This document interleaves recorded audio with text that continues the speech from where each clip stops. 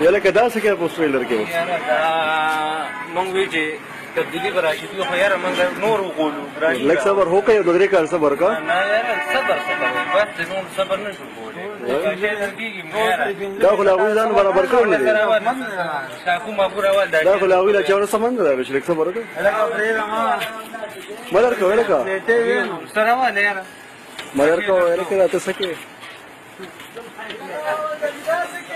یاره بس دی مونږ خو تبدیل راځي بیا خو مونږ وغولو یاره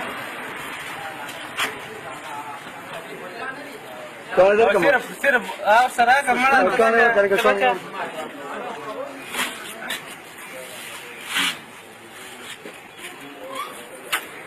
لږ یو کال یې صبر وکړه نه یاره بس دی یاره مونږ ته 3 کنه صبر کوي ته یو کال صبر نه کوو یاره مونږ دغه صبر نه وکړه دغه خو مونږ بیله وټورکو مونږ وی چې یاره زر ورکه هغه امریکې ته لاړ شو ډالر یې وړي کړه یار دا امریکې ته خو مونږ وی فلم راکوي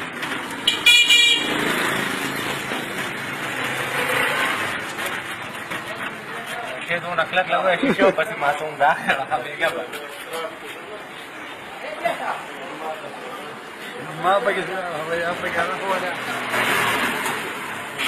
هلکه یو کال یې صبر وکړه ګوره منه کوه دا یاره دوی مونږ سخت خراب کړو یار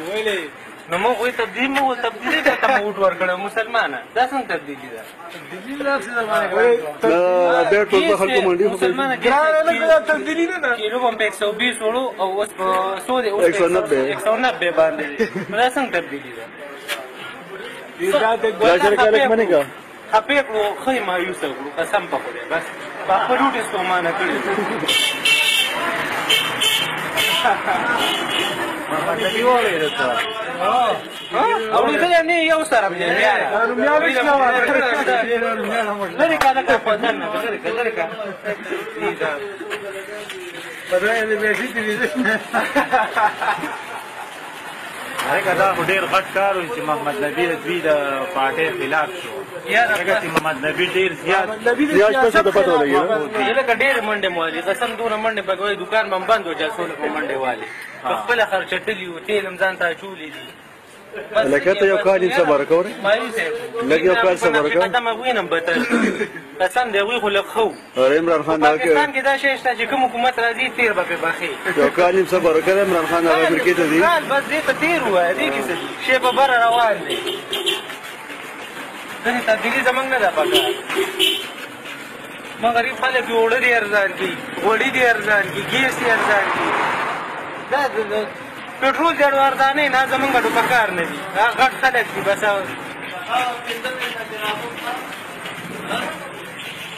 دا تېر حکومتونو غونډه کې چل دی غریب به په لاندې روان وي مالدار به په بره ځي یاره دا شعرونه لرکومه الیاسه مړه هسې مهنګۍ قسم د شی هر څه یې ګران کړله نه هغوی خو وایي چې موږ مخکني حکومت چې کوم دی 30% ټیکس لګولي موږ 10% چېرته مسلمانان په نیمه زیات دی ته وګوره کچالان خو خاردان کړل لکه کچالانو لګان کور کې مې کرلي کور کې هغه به روپۍ باندې 15 کیلو الوګان وکړو نو هغه کور کې هم کېږي